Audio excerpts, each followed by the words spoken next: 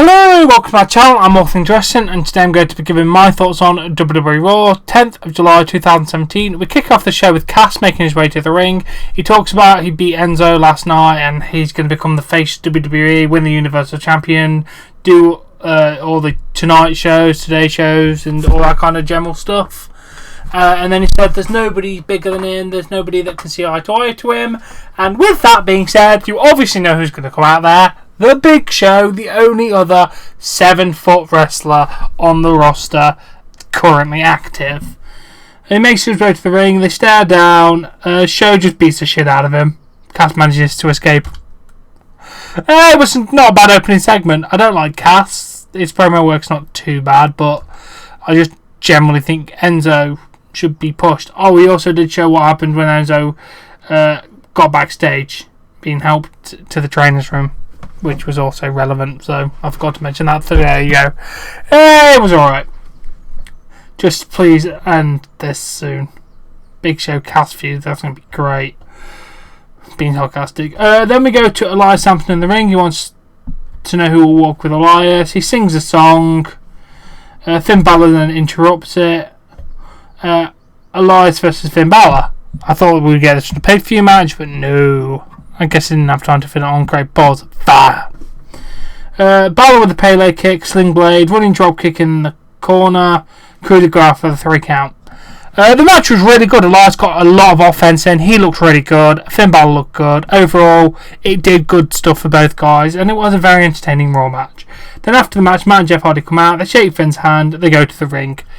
We have a commercial. We come back. Matt and Jeff are in the ring. We see footage of the end of their match. They said,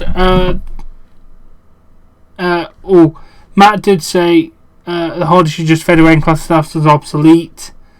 They said they're not going anywhere. They're not done with making magic in WWE Universe. Then the club comes out,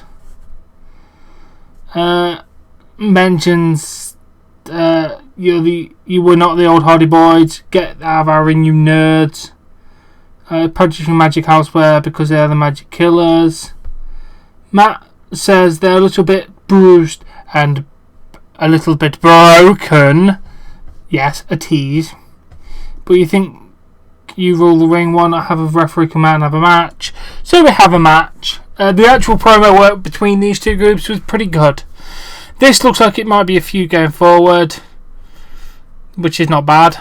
Well, I say this, we'll have to talk about the end of the match for me to confirm this. But yeah, overall, this little bit of talking segment was very nice. And the teasers for the broken gimmick was bloody delicious.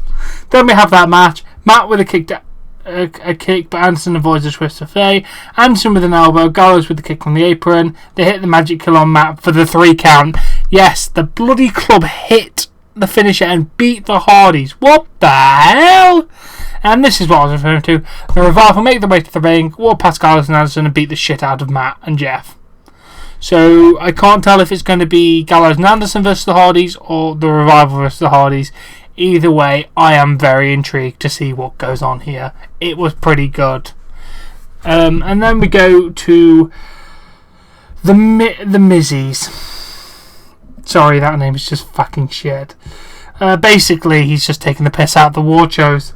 He says the Oscars have lost all the credibility when they snubbed the Marine 5 for Best Picture. He goes, Best Supporting Actor is a tie cut, Jungle Boat Dallas wins. And then he says that no one gave him a chance. Here you go, here's your chance. Miz said behind every beautiful man there's a sexy woman. For the sexiest, gorgeous lead named WWE, don't even need to look at the envelope, is Maurice. And then he said the time of Missy is the greatest man in WWE. The winner is Dean Ambrose. No, it is The Miz. Dean says I am. Just takes the piss out of everyone who said they were going to win because he actually did it. He said about the Hardys, Tozawa, and Seth Rollins. Dean Ambrose comes out to the ring. He attacks The Miz. Axel and Dallas attack Ambrose. Seth Rollins comes out, takes care of him. of The Miz, Axel and Dallas. That was good. It was actually really good. Miz looked like an absolute arsehole, which is good. I like this whole Miz-Taraj thing. Are they teasing a Shield versus Miz-Taraj feud? I would not say no. I really do kind of want to see the Shield get back together. So, let's see how it works. Then, speaking of that, Seth is walking back. Dean wants to know why he helped him. Seth said he wasn't going to let Miz get away with that. Dean says Seth to fight his own battles and he'll fight his. There won't be a Shield reunion. Yes, I will. Yes, I will. Eventually there will be one. Even if it's just the two of them, I can kind of see them doing it. Then we go to match 3. Sasha Banks and Bayley versus Nia Jax and Alexa Bliss. Nia tosses Sasha onto the bottom rope. Nia tries to do a shoulder barge against the ringside barrier but misses. Bayley with a roll up for the 3 count on Alexa Bliss. Yes, Bayley got a bloody win. Match was good. Match was really, really good. Nia did a lot of dominating. Bliss did a lot of hiding like she did at the pay-per-view. And Bayley just managed to get a good win. Good, because she needs to start getting some decent wins. Then we're back with another Shattered Team production. They said even though you ruined his premiere, Shattered Truth will smash it. He's going to give the audience what they want, an encore performance. A sequel is usually never a good idea, but Goldust says nothing about him is normal. He tells everyone to enjoy the Shattered Truth Part 2. The Golden Age is back. Yeah, that was a good promo. Goldust is amazing. He's just reminding us all why he was so damn popular in the Attitude Era. Then we have a match, R-Truth versus Goldust. Goldust hits Truth in the back, sends him shoulder first into the ring post. Goldust with a final cut for the 3 count. Goldust gets a nice win, and hopefully this feud is over because Goldust deserves maybe a shot at the Miz. I'd love to see that kind of match. Overall, yes, it's going good for Goldust. I don't like R-Truth. I don't like R-Truth at all, but at least he's gotten something to do for the minute.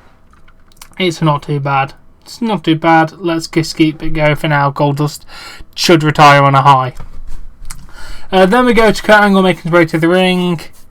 Mentions about what happened with Braun Strowman and Roman Reigns last week. He brings out Brock Lesnar and Paul Heyman. He said we should be discussing who's going to face Brock Lesnar at SummerSlam. Paul says he's not here to do a creative meeting in the ring. They said they're going to leave. Roman Reigns music plays. Kurt says, have you got a lot of nerves going out here? Roman says he wants to get clear. He's standing in the ring with Kurt Angle, Brock Lesnar and the father of hardcore himself, Paul Heyman. And Kurt says he went too far. You were all part of the Attitude Era. You destroyed everything and blew everything up. A very, very fair point, actually, Roman. I have to give you that. Kurt says that was then, this is now. Roman says he did a good job. He took out Braun Strowman because Kurt didn't know how to deal with him. He thinks he should face Brock at SummerSlam. Paul Heyman likes the idea. Brock takes the mic and said, you got to be kidding. He said, you don't get a title match, you don't deserve shit. Yes, Brock Lesnar actually fucking talked for once on Monday Night Raw and didn't get Paul Heyman to do it. Oh my god, it's ridiculous. Samoa Joe made his way to the ring. He said he'd bring them all down to reality. Just have a bit of back and forth. It ended with Kurt Angle saying that Roman Reigns vs Samoa Joe next week, the winner will face Brock Lesnar at SummerSlam. If they attacked each other, they wouldn't get the match next week. Overall, it was a really good promo. I pointed out the good points that they've already made. It was a very entertaining segment. Brock actually did something for once. Jesus Christ, Brock is actually doing things. So it's nice to see Brock actually giving a shit, kind of. So, all good. I have nothing negative to say about it. And Corey's about to talk about the match next week, but has to leave because he sees something on his phone. We'll talk about that when we get to the next bit. Kurt is in shock as he looks at his phone. Corey enters. Kurt asks if he said he got the same text. Kurt does not know what you want to get out, but you might have to make it public. Kurt said this could affect his family when he goes public next week, or maybe he says in goodbye. Corey says Kurt that he is confident that everything will be fine. The problem is when the first few lines that Kurt delivered, he did sound very overacting, unfortunately. If you watch the segment, it just sounded overacted and forced. But maybe that's just me. Overall, the segment was pretty good. I can't wait to see what the secret really is. I have a rumour it's Stephanie McMahon, but God knows, after how the show ended, which we'll talk about in a minute, I don't know how they're going to do this. Then we go to a cruiserweight match, Akira Tozawa and Cedric Alexander versus Noam Dar and Neville. Neville tries for a suplex, but Alexander stops him. Neville gets crotched on the top rope. Tozawa tags in, knocks Dar off the apron, follows up with the suicide dive. Tozawa kicks the rope, goes up for a back senton, hits in, gets a 3 count over Neville. Yes, Akira Tozawa got a clean victory. Well, I say clean, it is basically clean, against the Cruiserweight Champion. That is big. That never happens. Jesus, I cannot wait to see what's going to happen on 205 Live now. Yeah, all good stuff. Match was decent as well. Then Seth did an interview area. He's asked about the situation with The Miz and if he should keep an eye on Seth Rollins, Bray Wyatt.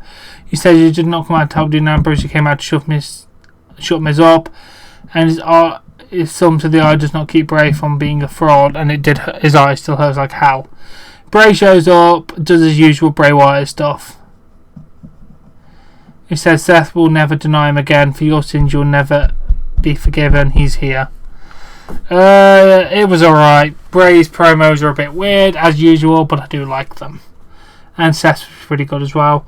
Then we have their match. During this match, Seth was attacking the hand, like, the ones that poked him in the eye. So that was good storytelling. Right, with an elbow sets up for Sis Abigail, but Rollins with a roll up. Rollins with a thrust kick, Wise with a headbutt when Rollins sets up for the Rainmaker kick. Apparently it's called the accordion jumping knee. That's what this is wrote down here as. It's right into the eye. Wyatt with Sister Abigail for the 3 count. Yes, my God, Bray Wyatt actually got a clean victory again. I like it. After the match, the lights go out. Rollins is alone in the ring. The Miz, Taraj and Miz come out. They surround the ring on 3 sides. Rollins could have just logically walked out the 4th side. But I'm not going to talk logic. Rollins punched Dallas and Axel, but the numbers are too much for Rollins. Miz punches Rollins. Dean Ambrose comes to the ring with a chair, hits Dallas with the chair, and then hits Miz with it. And they scurry off. Really, really good end segment. The match was fantastic. The Shield reunion is looking more and more likely. We just need Roman Reigns to get involved. How that's going to work, we do not know, but they'll make it work.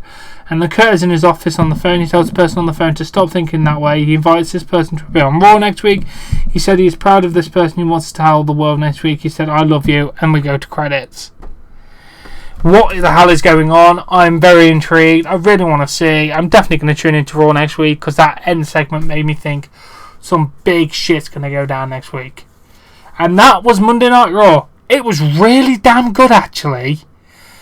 I actually really thoroughly enjoyed this week's Raw.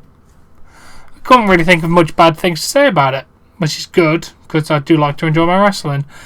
And yeah, as always, if you have enjoyed this episode, please give this video a like. Please support me on Patreon, a link in the description below. Subscribe to see more content, and I'll catch you later.